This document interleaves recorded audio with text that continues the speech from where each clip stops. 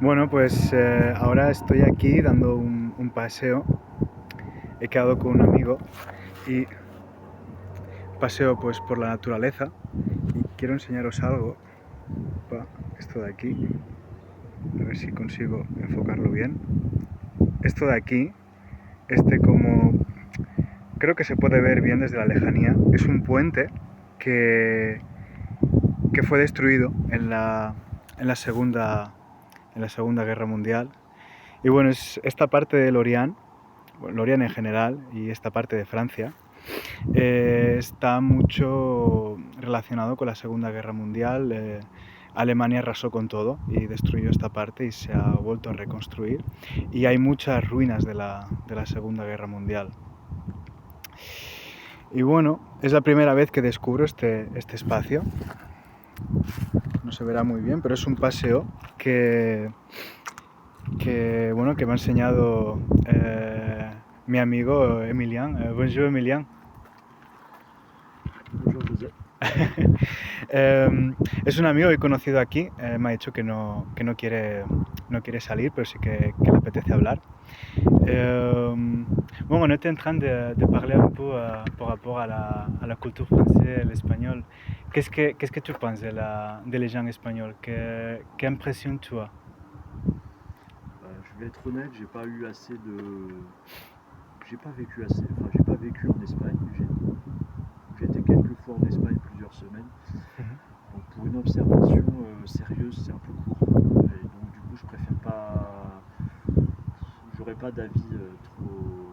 Je vois des petites différences, plus extraverti, plus. Mais voilà, ça reste superficiel et j'en suis conscient. Donc voilà, je peux pas en dire beaucoup, malheureusement. C'est bien, c'est bien.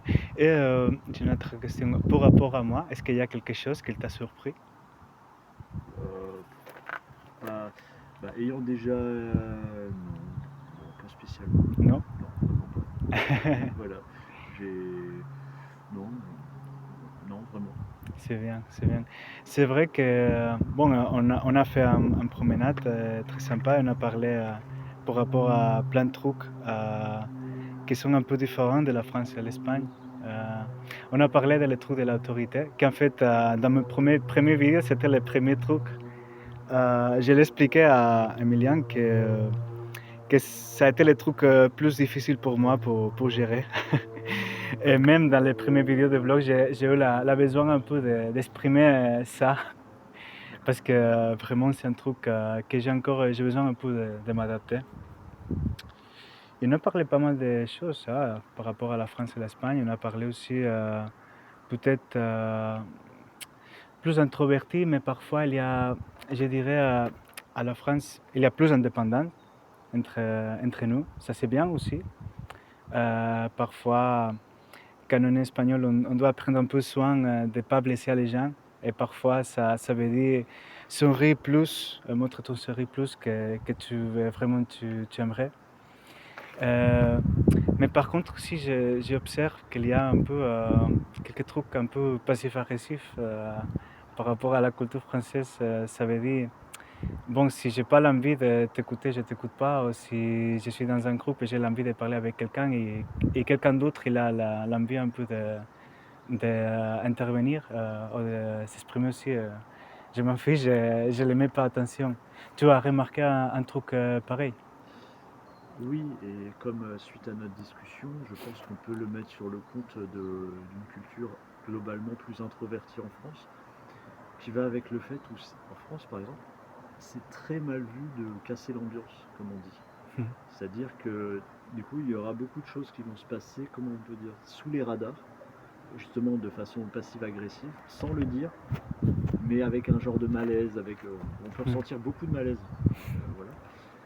Et je pense que ça tient au fait que il y a comme une culture quelque part presque du non-dit, du silence. Alors il y en a partout, hein, du non-dit, du silence, mais bon, moi je l'observais assez souvent et on s'en rend compte quand on va contre ça.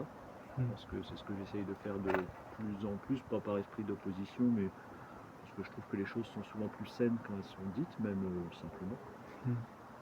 Et effectivement, ça dérange, ça peut déranger beaucoup, même si c'est dit simplement sans agressivité. Oui, oui, voilà. Bueno, pues es un poco todo lo que hemos ido hablando. Os dejo con esta pequeña imagen que me encanta de cómo se ve el río. T'inquiète sur pas, c'est la cámara.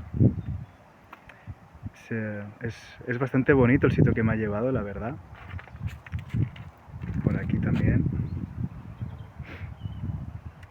Y es un paseo que me ha enseñado que tiene bastante distancia. C'est 50 km, tu m'as dit, avec les rayons, non? Tu te rappelles quand on est allé avant au de les chamans, qu'il a eu des rayons. Quelque part, si tu veux, c'est même, je t'ai dit 50 km, enfin c'était pour dire qu'on peut aller bien au-delà de 50 km. En fait, c'est les chemins, les marques jaunes et rouges, comme on les a vues au début, ça indique des chemins de grande randonnée. Et dans le mot grande, c'est vraiment grande, c'est-à-dire qu'en fait, dans l'absolu, comme on disait que tous les chemins mènent à Rome, c'est des chemins quasiment infinis. Tu les suis, tu peux aller d'ici quasiment jusqu'à Saint-Jacques-de-Compostelle si tu veux. C'est des chemins qui quadrillent la France. Donc d'ici, par exemple, on peut remonter jusqu'à... d'ici déjà, ça va au moins jusqu'à Pont-Scorff, qui est à 10 km d'ici, à peu près. Et bien au-delà, on pourrait, à partir de ce chemin-là, je pense qu'on peut aller jusqu'à Saint-Brieuc, qui est au nord de la Bretagne, et de là, on peut aller à peu près partout. Sí, sí, sí. Y bueno, esta parte de aquí, toda esta zona, que no voy a conseguir sacarlo del todo bien, pero me ha contado también que pertenece a un campamento militar que está abandonado y ahora se ha aprovechado pues para esto, un sitio pues para pasear tranquilamente. Bueno, no está mal el cambio, ¿no? La verdad es que sí. Bueno, hasta la próxima.